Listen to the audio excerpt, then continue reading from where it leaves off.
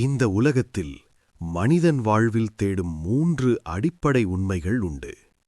ஞானம், தைரியம், கருணை. இந்த மூன்றும் ஒரே உருவமாக இந்த பூமியில் தோன்றிய தெய்வம் முருகப்பெருமான். அவர் ஒரு கடவுள் மட்டுமல்ல, அவர் ஒரு வாழ்க்கை வழிகாட்டி.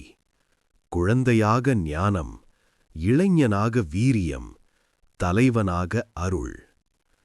இந்த வீடியோவில் முருகன் எப்படி பிறந்தார், ஏன் இந்த உலகிற்கு வந்தார், அவரின் வாழ்க்கை நமக்கு என்ன பாடம் சொல்லுகிறது என்பதை ஒரு காவியமாக கேட்கப் போகிறோம்.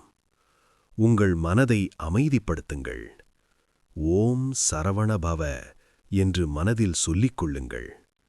இப்போது இந்த தெய்வீக பயணம் தொடங்குகிறது. வாங்க வீடியோ உள்ள போகலாம். அதுக்கு முன்னாடி ஒரு ஸ்மால் ரிக்வெஸ்ட். உங்களுக்கு முருகன் பெருமான் பிடிக்கும் என்றால் இது போன்ற வீடியோ இன்ஃபர்மேஷனுக்கு நம்ம யூடியூப் சேனலை சப்ஸ்கிரைப் செய்யுங்கள். வீடியோஸ் நீங்க பார்த்த பிறகு உங்களுக்கு பிடிச்சிருந்தா லைக் பண்ணுங்க. அப்புறம் உங்க ஃப்ரெண்ட்ஸ் அண்ட் ஃபேமிலி மெம்பர்ஸ்க்கு ஷேர் பண்ணுங்க. இப்ப வாங்க வீடியோ உள்ள போகலாம். ஒரு காலத்தில் இந்த உலகம் அதர்மத்தின் இருளில் மூழ்கியது.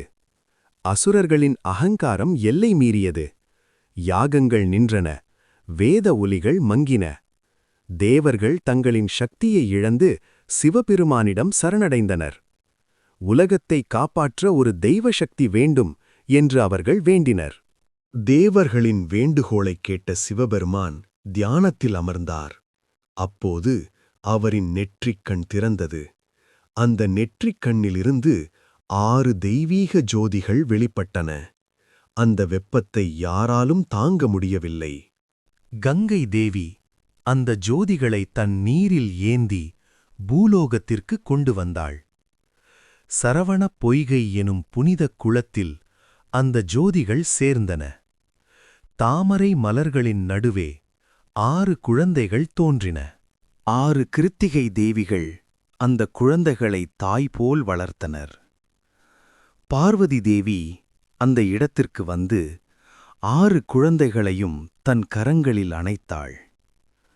அப்போது ஒரே தெய்வ வடிவம் தோன்றியது. 6 முகங்கள், 12 கரங்கள். முருகன் தோன்றினார். சிவபெருமான் அவரின் கரங்களில் வேலாயுதத்தை அளித்தார். இது ஆயுதமல்ல, அகங்காரத்தை அளிக்கும் ஞானம். ஓம் என்ற பிரணவ மந்திரத்தின் உண்மை பொருளை சிவபெருமானுக்கே முருகன் உபதேசித்தார். அதனால்தான் அவர் சுவாமிநாதனானார்.